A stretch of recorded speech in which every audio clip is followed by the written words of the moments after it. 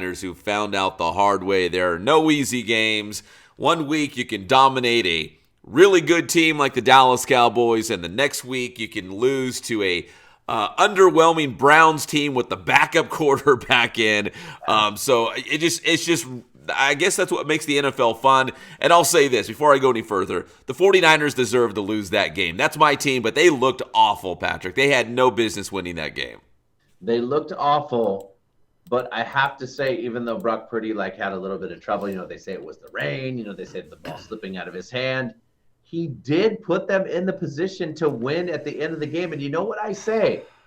If you can kind of play like crap and still win, or at least put yourself in the position. I mean, the kicker just pushed that kick. I couldn't believe what I was saying. I thought he was going to make it for sure. And that's another thing I was talking about with my friends is I was like, what has happened to these kickers these last few days? To me, 4 or 5 years ago, when they moved that extra point back, it rattled up these kickers, because I'm telling you what, we've always heard the famous wide right, wide left, but it seems to be more prominent. Patrick, here's my take on this. This is the way I was trying to explain it to my wife and kids who are not football fans. I'm like, listen, my oldest daughter's a lifeguard.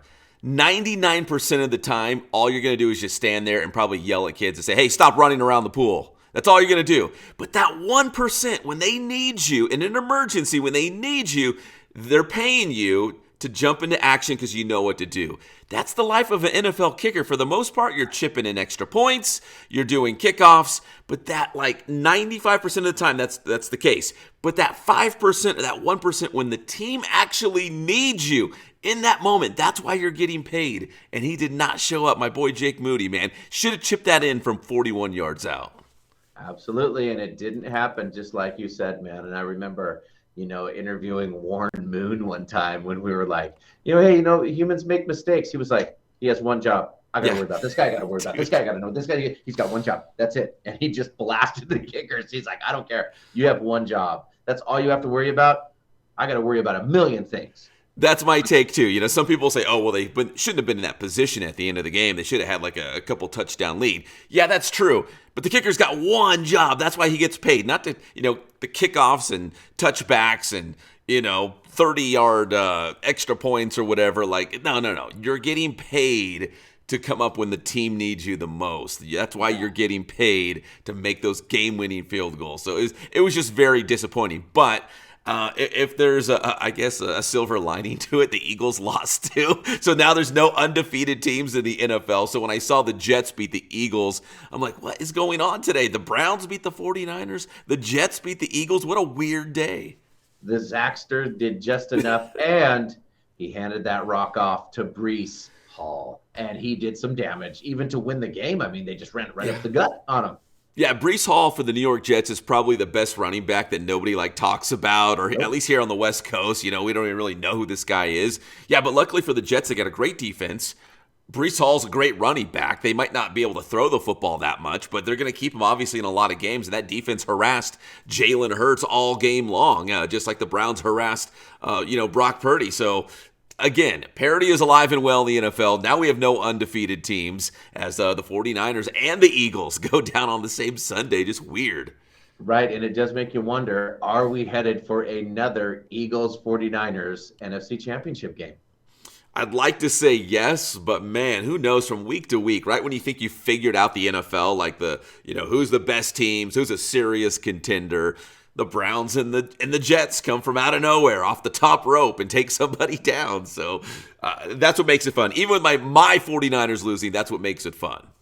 It just reminded me of a Tom Brady quote I heard on a podcast that made me laugh when he got a question from, he was taking questions and somebody said, do you think the NFL is rigged? And he was like, do you think I would be a part of losing to Eli effing Manning twice? He was like, if I was a part of that and I had to do it, I'd never play again. Yeah. It was hilarious. Yes. Right. Yeah. The NFL, I know some people would say the NFL is rigged. Maybe some calls go towards a certain team, the Kansas City Chiefs. But for the most part, I think it's not. Yeah. Or even the game last night with the Darren Waller pass interference. Normally when that jersey gets pulled, I thought for sure they were going to call it back again, and they didn't. Ouch. Yeah, listen, the officials aren't perfect. We see this in Nope. baseball a lot. The umpires aren't perfect, calling balls and strikes and whatnot. So it's a part of the game, right? Like, I know they do have video review and they try to get it right, but sometimes they don't. They're not 100%. So that makes the game interesting as well. I did want to say the Rams beat the Cardinals, kind of a weird game in the first half, just a bunch of field goals. But Cooper Kupp is alive and well, and he's doing Cooper Kupp things. They beat Arizona 26-9 yesterday. Yeah, and I mean, they're lucky that Puka Nacua didn't make some big catches because he almost caught some huge bombs. Yeah, that's exciting. Cooper Kupp and Puka Nacua. Kind of hard to say back to back those names, but yeah, they're going to fit in real nicely together here going forward for the Rams. So that was a big win for them against Arizona in divisional play tonight. The Chargers, they got the Cowboys on Monday Night Football. That's an intriguing game. You know, the Chargers are kind of fighting, I guess, for their playoff lives, if you could say that, in the month of October. And the Dallas Cowboys, you feel like they got something to prove. So actually, this is a pretty good Monday Night Football game tonight, Patrick. I could see this one being really tight, maybe a shootout. Yeah, I hope so. Should be fun. Let's talk about some college football. Man, weird and underwhelming weekend for the Pac-12. We saw USC lose on the road at Notre Dame, and not just lose, man, they got dominated 48-20. They lose to the Irish. So the Trojans, they slipped all the way from number 10, which they were kind of dropping in the AP poll anyways. Now they went all the way down to number 18, and we saw them lose. We saw UCLA lose to number 15, Oregon State. So both the SoCal teams lost, but the Washington Huskies, with the most significant win of the weekend, beating the Oregon Ducks in Pac-12 play. That game lived up to the hype. That game was absolutely incredible. We knew that was going to be a good matchup, and we were right, man. They totally went at it, and yeah, Michael Penix did his thing, to be his little Heisman bid. He had a couple signature moments. Yeah, and that's what the Heisman, trophy voters like. They like those players making big plays in big games. Like you said, those signature moments. And, Oregon versus Washington was probably the premier college football game of the weekend. And the Huskies won, and they catapulted all the way to number 5, like where USC would be. But the Huskies are up to number 5 now in the AP poll because they are probably the team to beat now in the Pac-12. But the Pac-12 has so many great teams. Utah, we mentioned Oregon State, of course USC and UCLA. Like, there's no gimmies.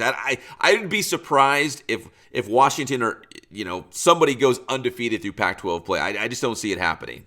And then even my Washington State Cougars were at 19, and Arizona just punked us and gave us the business like the school bully. Yeah, it's weird. Pac-12 is weird, man. Again, kind of like the NFL, but that's what makes it fun because it's completely unpredictable. If Washington goes undefeated through Pac-12 play, including the Pac-12 championship game, I will be surprised, but they're probably our best case, scenario to get a Pac-12 team into the college football playoff as we talk on this Monday morning at least. Absolutely.